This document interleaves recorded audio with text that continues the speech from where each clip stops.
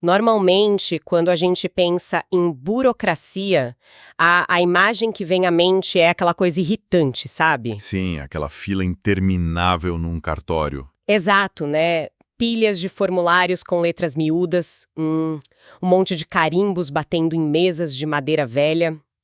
É um sistema que foi criado, teoricamente, para organizar a vida civil. Para manter as coisas funcionando, no fim das contas. Pois é. Mas o que acontece quando você pega essa exata mesma máquina, tipo toda essa estrutura de arquivos, de relatórios, de carimbos, e reprograma tudo isso? É uma virada assustadora. E se o objetivo do sistema não for mais emitir certidões de nascimento ou registrar propriedades, mas sim administrar a morte? E administrar a morte em escala industrial. A papelada deixa de ser uma dor de cabeça, sabe, se torna uma arma de destruição em massa. Essa transição não é só assustadora. Ela muda a natureza do próprio Estado, né? É um momento histórico em que a violência deixa de ser um ato passional, deixa de ser um combate de campo de batalha e passa a ser um mero procedimento administrativo. Uma rotina de escritório. Exatamente. A burocracia, na sua essência, ela categoriza e arquiva.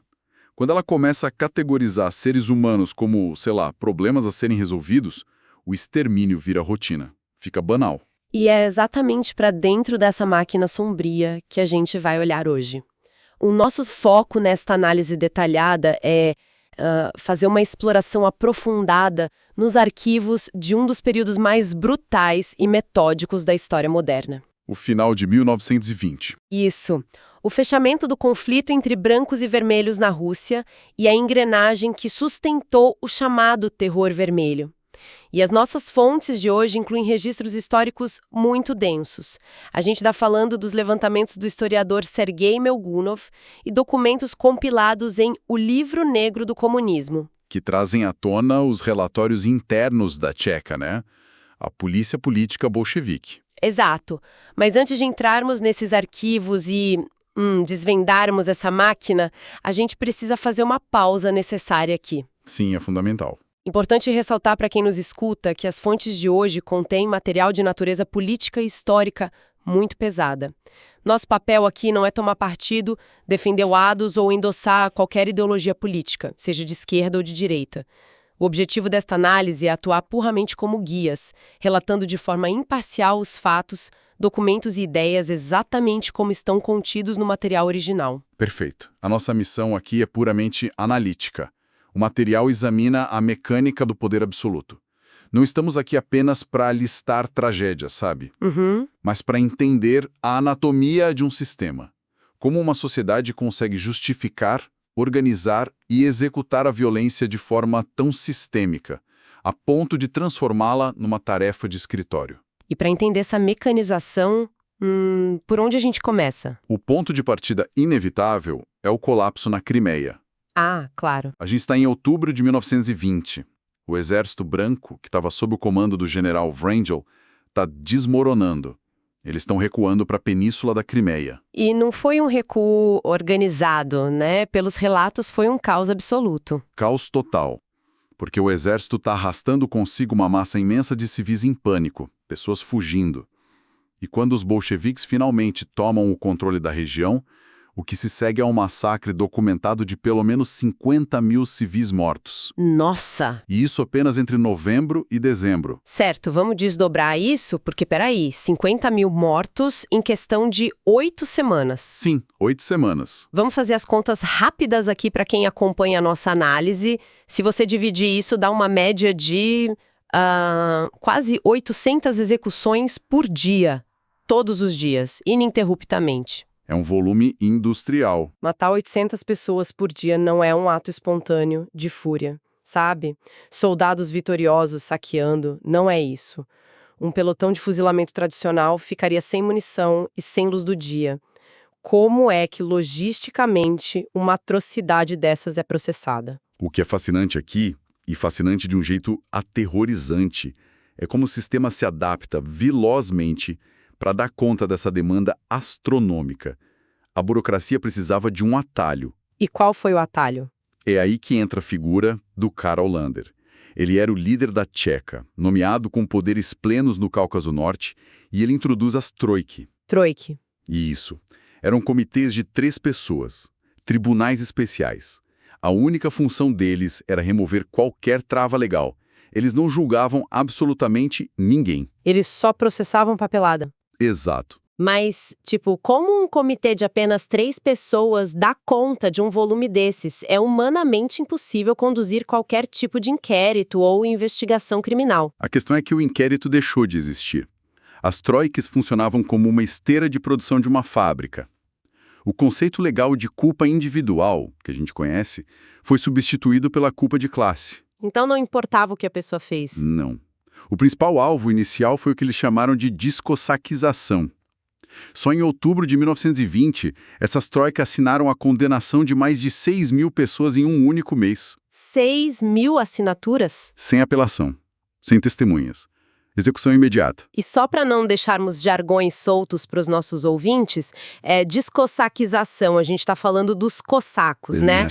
Que eram um grupo étnico, um grupo social, com uma tradição militar muito própria e autonomia lá na região, certo? Isso, exatamente. Mas como uma burocracia decide quem é cossaco no papel para preencher essas listas de execução? E aí que a coisa fica arbitrária. A identidade cossaca, a cultura deles, o modo de vida, tudo isso foi carimbado como antirrevolucionário. Então o endereço da pessoa, o sobrenome, o histórico da família, tudo isso virava justificativa para a execução. Meu Deus! E a repressão não parava nos homens que tinham lutado de fato. Famílias inteiras, vizinhos começaram a ser presos sistematicamente como reféns. E isso nos leva a um dos documentos que eu achei mais perturbadores em todo esse material. Os relatórios oficiais do chefe da Tcheca ucraniana, o Martin Latsis. Ah, sim. Os campos de Maikop. Ele mesmo descreve as condições desses campos de concentração improvisados perto de Maikop. É a própria burocracia admitindo a barbárie no papel. Ele relata mulheres, crianças e idosos, repito, para quem está ouvindo, idosos e crianças, mantidos como reféns, jogados na lama e no frio congelante do outono russo. O texto diz que eles estavam morrendo como moscas. Morrendo como moscas. E o detalhe mais grotesco disso tudo, o relatório aponta com uma frieza absurda que os guardas locais estavam trocando a vida e a ração das prisioneiras por favores sexuais. Quando o poder central remove a lei e entrega autoridade absoluta sobre a vida e a morte para guardas locais, a desumanização é total. A barbárie toma conta. E logo, essa improvisação desses campos de lama começou a ganhar contornos ainda mais industriais e punitivos, movidos por metas. Espera, movidos por metas? Se o sistema estava improvisando campos de lama, como isso evoluiu para uma política de metas rígidas? O texto menciona que tudo acelerou por causa de uma emboscada em Piatigorsk, não é? Exato. O chefe local da Tcheca de Piatigorsk foi atacado. E a resposta institucional a essa emboscada é um marco na burocratização do terror. O que eles fizeram? Eles não organizaram apenas uma busca pelos culpados, como uma polícia normal faria. A cúpula decidiu instituir o Dia do Terror Vermelho. Eles criaram uma data comemorativa para a retaliação? Sério? Essencialmente, sim. O Lander ordenou que o atentado servisse de pretexto para acelerar as execuções na região inteira. Mas a resposta dos subordinados lá em Piatigorsk é o que choca mais. Por quê? Eles acharam a ordem do Lander genérica demais. Faltava método. Então, para resolver o problema administrativo, eles estipularam uma cota fixa. Decidiram que iam matar 300 pessoas em um único dia. 300 pessoas. E eles pegaram essa cota de 300 mortos e dividiram administrativamente por município da região. Cada filial tinha que entregar a sua parte. Nossa, isso é a cultura corporativa de bater metas levada ao extremo mais sombrio e distópico imaginável. É o mal em planilhas. Imagina a cena, você tem gerentes da polícia política exigindo que a filial municipal entregue os seus números no fim do expediente. As organizações locais receberam ordens para compilar listas de execução de imediato para a cota fechar. Obviamente isso virou um banho de sangue de acertos de contas pessoais, né? Com certeza. Mas o ponto que me deixou de queixo caído lendo as fontes foi o que aconteceu no município de Kislovodsk. Ah, o episódio do hospital. Isso é muito pesado. Conta pra gente. A filial de Kislovodsk não conseguiu reunir oponentes políticos suficientes a tempo de atingir a cota imposta pela sede. Simplesmente não tinha gente suficiente na lista.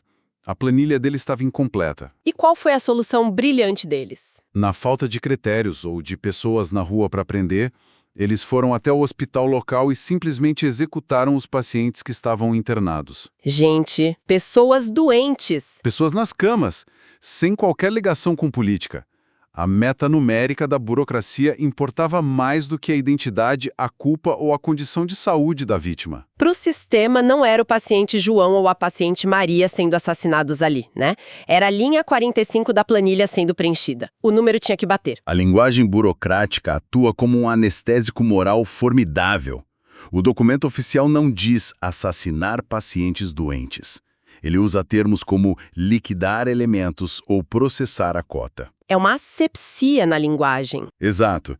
E a gente vê o auge dessa racionalização macabra nas ordens formais de Sergiy Ordzhonikidze, de 23 de outubro. Quem era ele? Ele era o presidente do Comitê Revolucionário do Cáucaso Norte, e as ordens dele não são de um comandante militar em fúria. São instruções de um arquiteto logístico. O que ele mandou fazer? Ele mandou queimar vilarejos inteiros, como a vila de Kalinovskaya. Ordenou deportar obrigatoriamente todos os homens de 18 a 50 anos em vagões de trem, expulsar mulheres e crianças a pé e confiscar todos os bens. Tudo tabelado. E aqui entra aquela falha grotesca na logística dessa trituradora de carne, né? Sim, a máquina esbarra nela mesma. As fontes mostram que semanas depois dessas ordens do Ordzhonikidze, o sistema tropeça na própria incompetência. Tem um relatório que volta dizendo que eles precisam de mais de 300 vagões de trem para fazer essa deportação em massa. Mas eles só estavam recebendo um vagão por dia. Um por dia. Como resultado direto dessa quebra na cadeia de suprimentos, da repressão, eles não puderam mandar os homens para o extremo norte, como estava planejado inicialmente no papel. E o que eles fazem? Mandam todo mundo para as minas de carvão de Donets, simplesmente porque era geograficamente mais perto e gastava menos trem. É a banalidade logística, né? E se a gente conectar isso com o panorama geral da história do século XX, essas operações de 1920 serviram como um imenso laboratório. Um ensaio. O conceito de punir uma demografia inteira. O uso de vagões de gado para deportação em massa de civis. O trabalho forçado em minas. E a burocracia estava apenas ensaiando e testando as suas falhas logísticas ali no Cáucaso. Tudo isso seria aplicado em uma escala monumental e ainda mais terrível na década de 1930, durante as operações de desculaquização. Mas, olha, isso levanta uma dúvida mecânica, quase psicológica, que eu acho que todo mundo que lê essas fontes acaba tendo. Qual? Como que seres humanos normais, tipo pessoas que tomam café da manhã, que têm famílias, que voltam para casa, como eles executam essas ordens no dia a dia? Essa é a grande questão. Como você assina uma planilha que condena uma enfermaria inteira de um hospital e depois vai para casa dormir sem perder completamente o juízo? A burocracia cria a regra, claro, mas como a mente do funcionário justifica apertar o gatilho? A máquina produz sua própria moralidade substituta. O material que a gente está analisando destaca muito o papel crucial da propaganda interna para blindar esses agentes. Tem aquele jornal, né? Sim, o Krasny Mesh, que significa o Gládio Vermelho. Foi um jornal publicado pela própria Tcheca de Kiev. E o tom dos editoriais ali não é burocrático, é messiânico. Como assim? Eles declaravam abertamente que estavam rejeitando todos os velhos sistemas de moralidade burguesa. E que a humanidade deles, dos agentes da Tcheca, era absoluta porque buscavam um ideal puro. É aqui que a coisa fica realmente interessante. O texto do jornal, ele diz literalmente, e eu vou citar, que o sangue jorre aos montes. Somente o sangue pode colorir para sempre a bandeira negra da burguesia, como um estandarte vermelho. É uma retórica brutal. Eles não tratam a violência como um mal necessário, sabe? Uma infelicidade da guerra. Eles transformam a matança num ato de purificação cósmica. O executor lê isso no café da manhã e passa a acreditar que não é um assassino. Ele acha que é um cirurgião removendo um tumor para salvar o futuro da humanidade. Exato. A propaganda oferecia blindagem psicológica perfeita. A promessa era de que, abolindo o antigo sistema jurídico de certo e errado, eles criariam o novo homem. Porém, os próprios documentos internos do partido, os relatórios secretos, mostram a colossal fratura entre esse discurso poético da sede e o chão de fábrica da repressão. A realidade batendo na porta. Sim. Quando você decreta que tudo é permitido em nome de uma classe social, você não atrai filósofos utópicos para trabalhar na polícia política. Claro que não. Você empodera pequenos tiranos sanguinários e oportunistas. A discrepância é brutal. Uma carta do dirigente bolchevique Gopner, endereçada diretamente ao Lenin, em março de 1919, escancara isso de um jeito absurdo. Ele descreve a filial da Tcheca lá em Ekaterinoslav não como cavaleiros puros da Revolução, mas como uma gangue apodrecida. Criminosos comuns? A polícia política oficial era composta por criminosos armados. Eles praticavam estupro rotineiro, chantagem, falsificação de dinheiro e estavam libertando prisioneiros se a propina fosse autossuficiente. A burocracia não criou novos homens, ela apenas deu um carimbo oficial e uma arma para bandidos. E a cúpula sabia disso. Os inspetores da polícia despachavam relatórios alarmados o tempo todo sobre a degeneração moral dos seus próprios agentes. Tem aquele caso de Cisran. Em Cisran, um inspetor descobriu que 75 pessoas foram torturadas e executadas, mas os formulários e atas que justificavam as mortes só foram preenchidos dias depois do fuzilamento. E sabe qual foi a justificativa do líder local para essa papelada atrasada? Qual? Ele disse: "Não temos tempo para preencher papéis. Estamos exterminando uma classe." Nossa, a pressa de matar era tanta que a burocracia ficou para trás.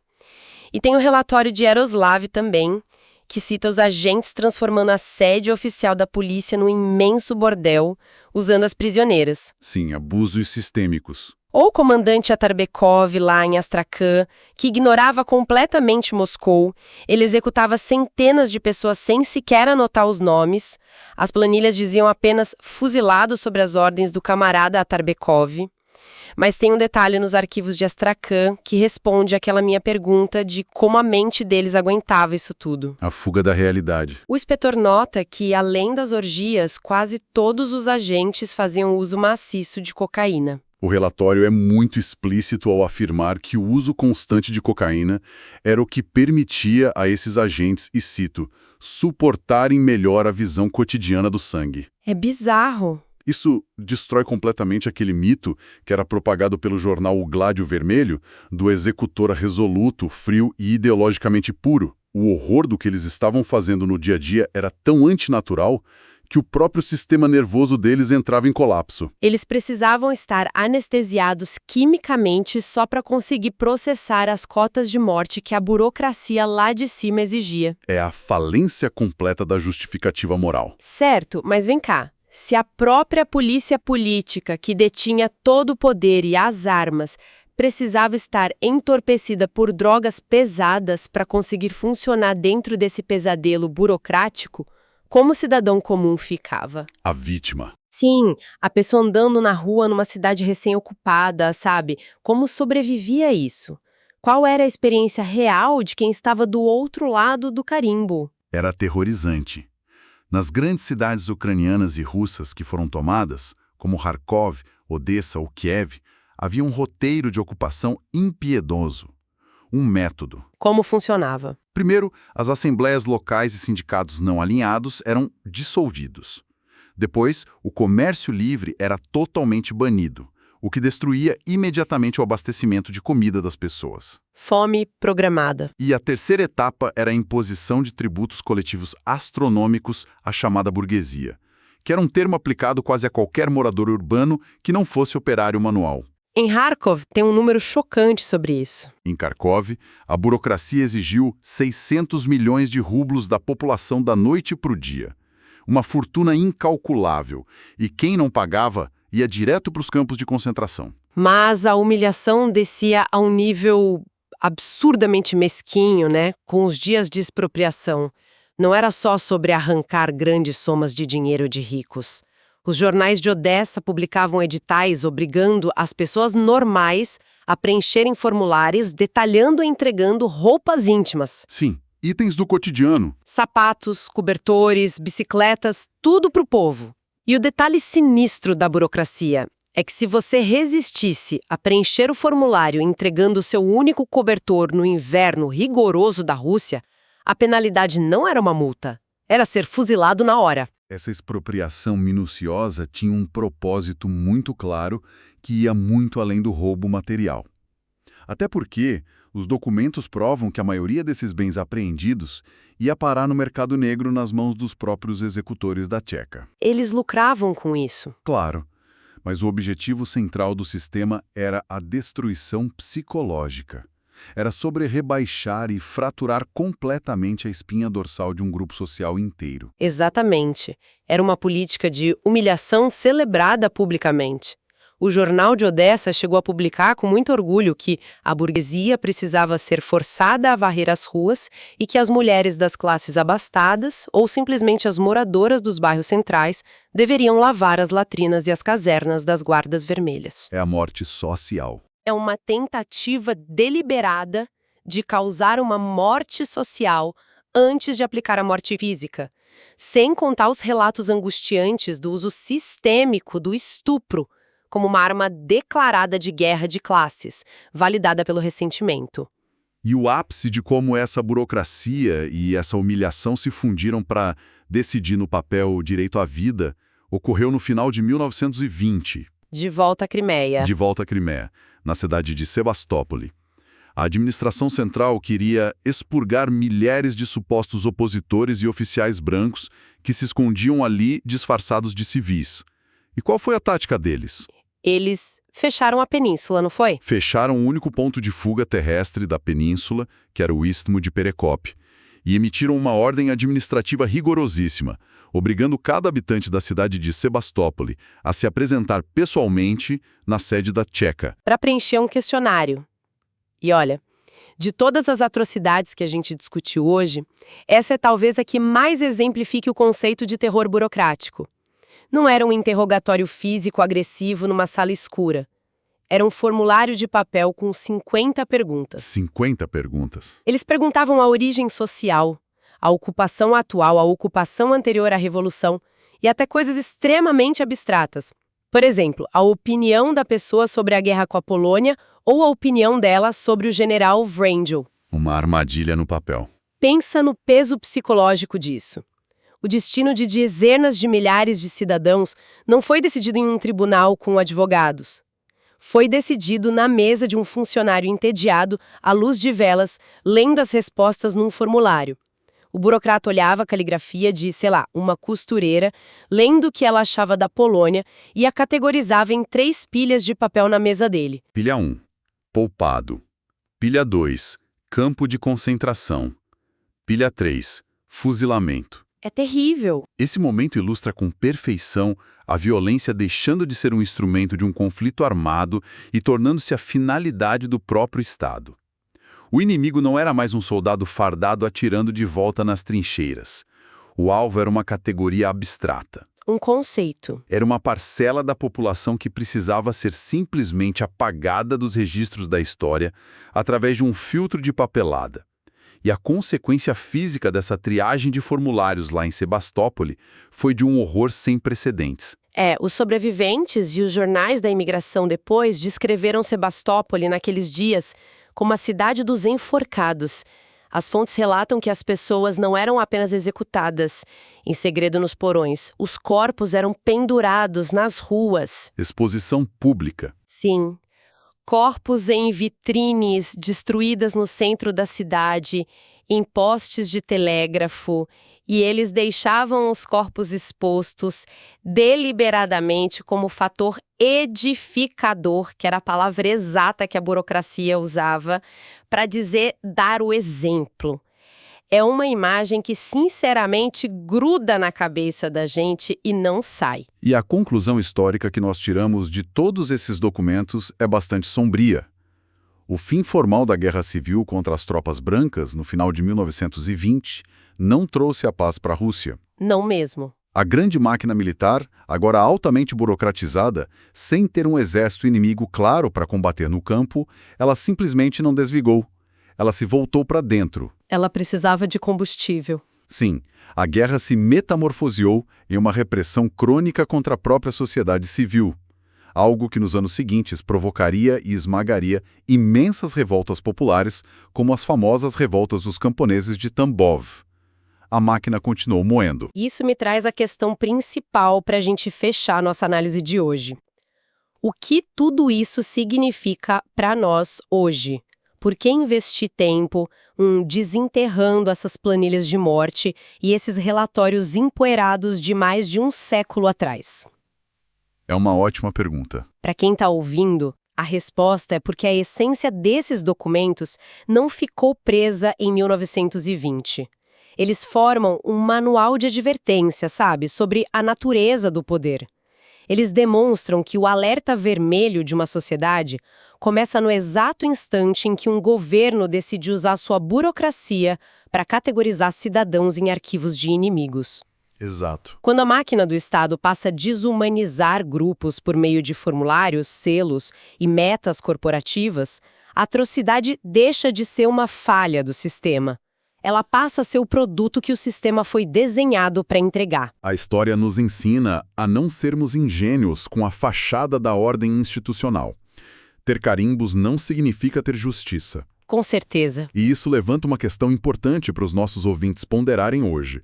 Como sociedade, a gente costuma ter muito medo da violência passional, né? Do caos das ruas. Do caos das ruas, daquilo que quebra abertamente as regras, o bandido mascarado. Mas os arquivos históricos sugerem que o verdadeiro terror, aquele que é capaz de consumir dezenas de milhares de vidas em questão de semanas, ele raramente grita nas ruas. É verdade. Ele senta numa mesa de escritório. Ele bate carimbos oficiais, ajusta planilhas de cotas, fuma um cigarro e fala baixo. O que acontece hoje com a nossa própria empatia, quando permitimos que pessoas reais, com rostos, com histórias, sejam reduzidas a meras estatísticas burocráticas dentro de qualquer sistema de poder. É uma reflexão muito pesada. Um mecanismo invisível do qual a gente precisa estar sempre vigilante em qualquer época. E com essa provocação em mente, a gente encerra a nossa exploração aprofundada de hoje. Um imenso obrigado a todos que acompanharam essa investigação minuciosa com a gente. Continuem sempre questionando os sistemas ao seu redor, as papeladas, as categorias e até a próxima.